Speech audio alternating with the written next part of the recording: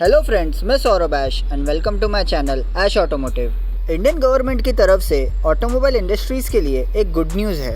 Indian government ने 76,000 करोड़ का PLI scheme को मंजूरी दे दिया है। PLI, जिसका पूरा नाम है प्रोडक्शन लिंक्ड इंसेंटिव स्कीम।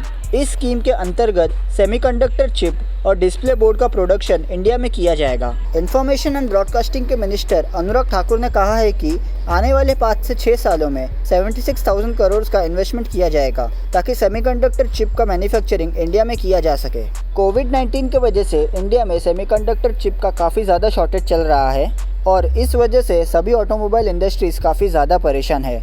इस सेमीकंडक्टर चिप के शॉर्टेज की वजह से सभी कार मैन्युफैक्चरर्स को काफ़ी ज़्यादा नुकसान हो रहा है, क्योंकि ना ही वो टाइम से गाड़ियों की डिलीवरी दे पा रहे हैं और ना ही ठीक से नई गाड़ियों के ऑर्डर ले पा रहे हैं। और आप लोग सभी जानते हैं कि इस वक्त सभी गाड़ियों पर वेटिंग पीरियड कितना ज़्यादा चल रहा है। PLI स्कीम के चलते सेमीकंडक्टर चिप का मैन्युफैक्चरिंग अगर इंडिया में किया गया तो इससे काफ़ी ज़्यादा एम्प्लॉयमेंट अपॉर्चुनिटीज़ भी क्रिएट होगा और इंडियन कार मैन्युफैक्चरर्स को भी फ़ायदा मिलेगा।